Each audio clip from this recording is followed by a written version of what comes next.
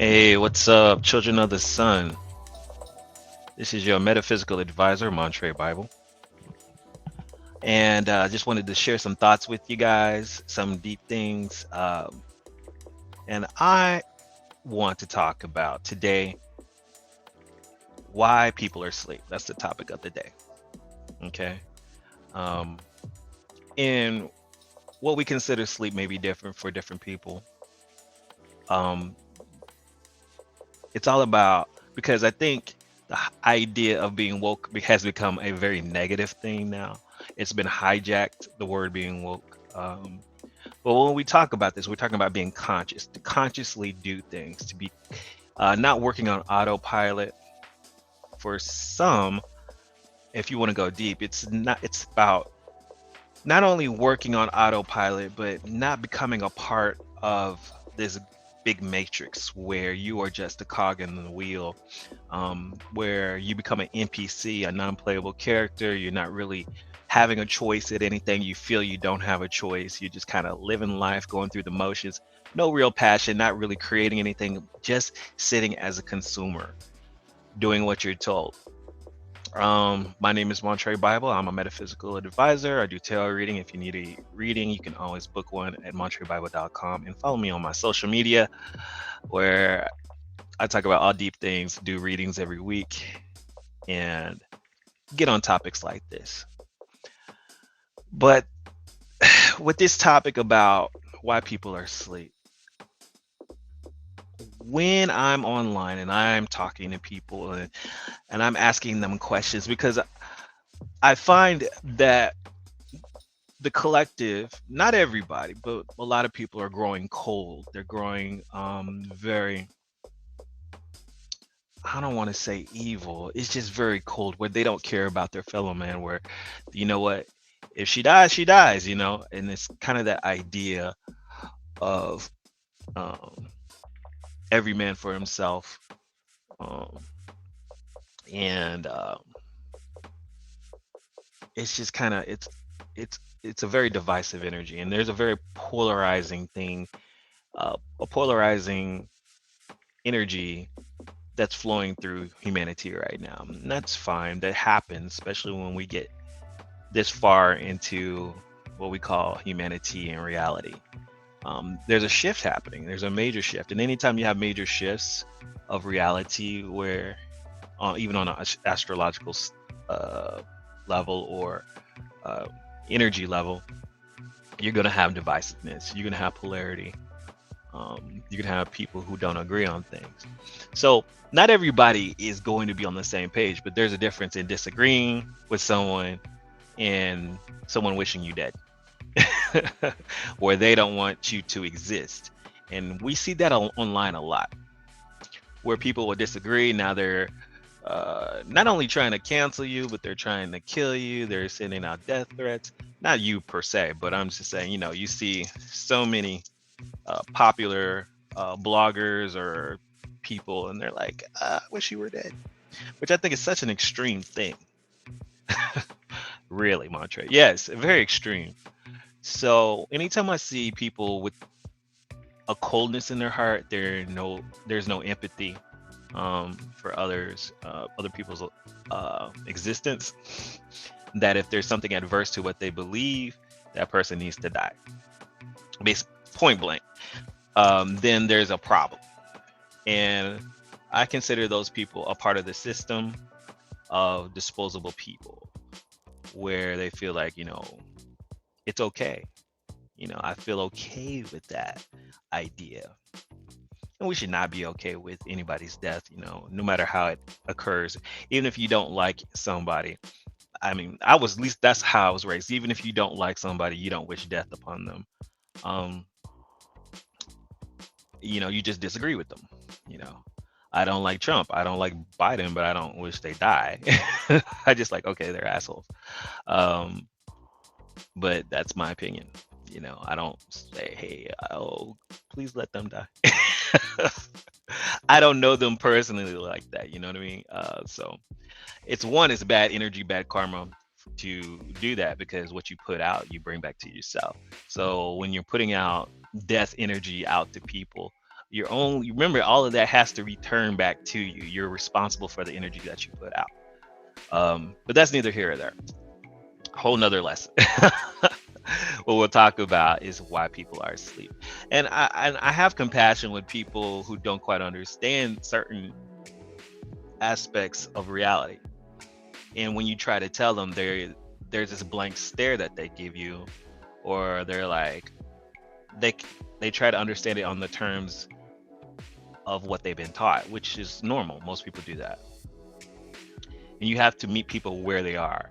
And sometimes you're not even supposed to wake people up. Um, Whether that be about the Mandela effect, or um, any type of issue that you agree with, that you're trying to push forward, whether it be about God, the existence of God, whether it be spirituality and manifestation. You're trying to tell your family how to manifest things. They don't, well, I don't want to hear all that, you know. And I go through it myself, especially on a lot of spiritual concepts. But it's not your job to wake people up. It's your job to expose them to your reality and to let them know that you exist. Okay. Um, it's not your job to force somebody to accept you, whether that be your spirituality, your sexual orientation, your gender, anything. It's not your job to make people accept you. You're going to love me. You're going to, no. You're just saying, I exist. This is my world. Like it or love it, that's what it is. I think when you get into that mode of trying to force people's reality, or force your reality on other people, that's when you get conflict and people push back. So the best way to do is just to make people aware. They may not agree with you. That's not your job to get them to agree with you. Your job is just to expose this. And I'm going to tell you why. Your job is to make people aware of an idea. People will not know or become conscious of something that they don't know. I'm going to repeat that. People cannot be conscious or aware of something that they don't know.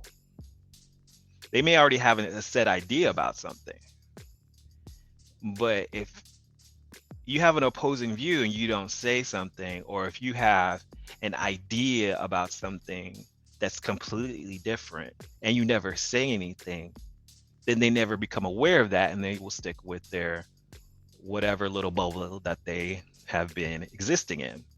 Especially online, it's pretty easy to sit in an echo chamber.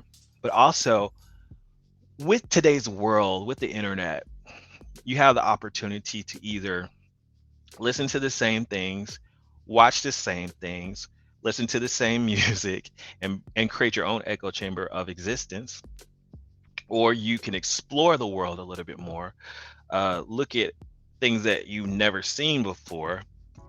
And I'm not talking about anything nasty or crude, but not the dark internet or the dark web, but trying to expose yourself to different cultures, to different spiritual beliefs, even if they may be scary, and try to read through and see what people actually believe and why they believe that, and see what those communities are about.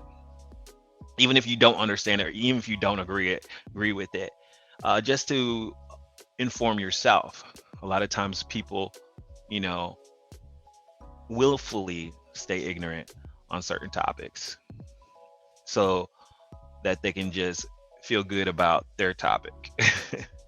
um, but in this day and age, ignorance is a choice. There's no reason to not open your world up a little bit bigger. If you don't believe in Christianity, go research Christianity, see what it's about, see the history of it. Maybe you didn't grow up that way. If you did grow up that way, research Buddhism, see what Buddhism is about. What do they believe? And don't read about it from a Christian point of view. Go actually check out what those people believe, see what their beliefs are from their point of view, and see what it's about, And it's not going to hurt you to inform yourself. So this is what I'm talking about, as in, you cannot be aware of something that you are not aware of. So it's hard to study or to look for something or to have a question for something that you don't know what to ask. It's like being in a class for the first time and the teacher says, "Does anybody have any questions?" Well, the class just started. How am I supposed to have a question if I don't know what to ask? So then it becomes an issue where you need to expose yourself. And there's plenty of places where you can just go and meet people that you never met before, whether it be out in public, going to a bar or a club you've never been to, going to a church you've never been to, going to I when I was younger, I used to go to used to explore, and I went to a synagogue one time and to check that out. They looked at me weird. But I did a little research before I went, and then I went and just to see what it was about. And one synagogue was a little standoffish, and another one was pretty cool. Um, but it helped me understand what they believe in and their rituals and their customs. And as long as you're respectful, you're not like, hey, you're just there to embrace and figure things out. It's like if you go and travel, you go to another country, you when in Rome, do as the Romans do. So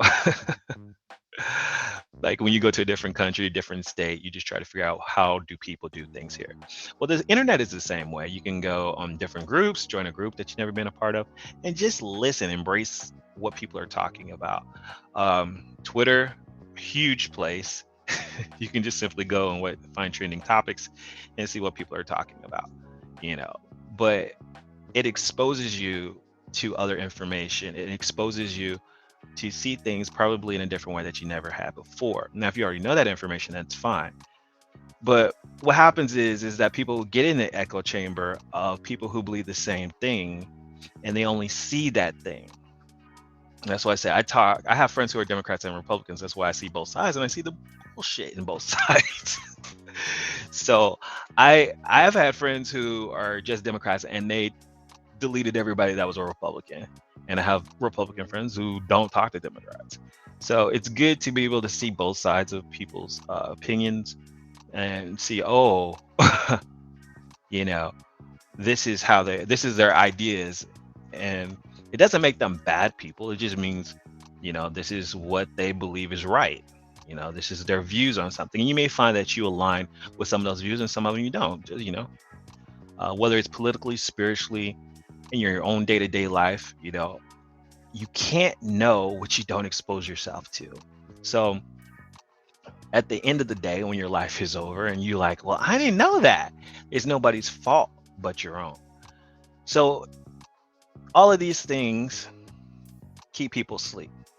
It keeps them in this cycle where their life isn't growing. It keeps them in the routine of doing the same old thing that they've always done. And when things aren't working out, they're like, well, why isn't things working out for me?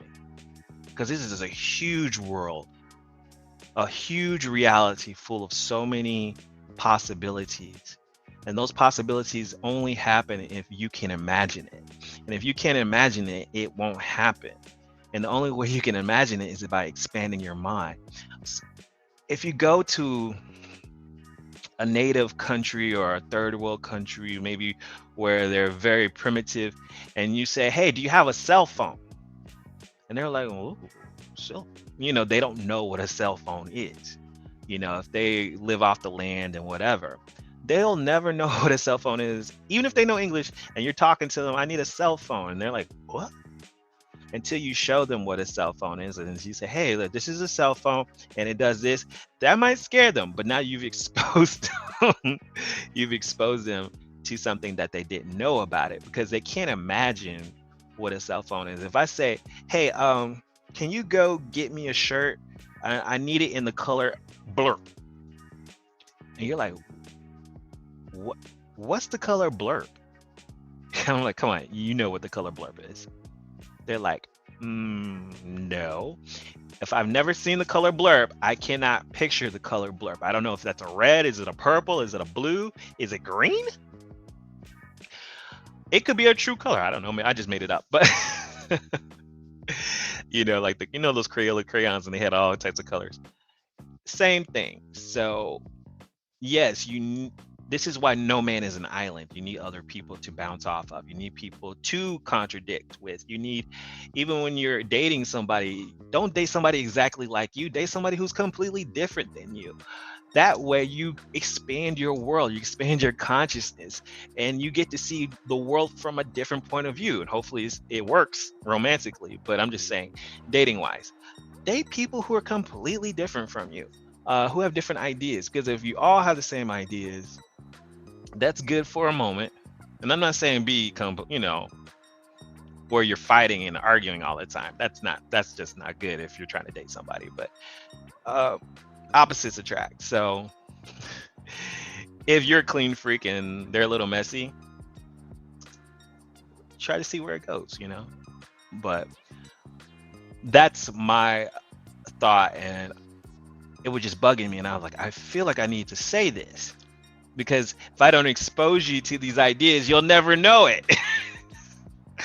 But there's a lot of things that we just don't know until we're exposed to it. And hopefully through this channel, I can expose you to some of the things that I've been made aware of and help expand your consciousness and help you see things in a different way.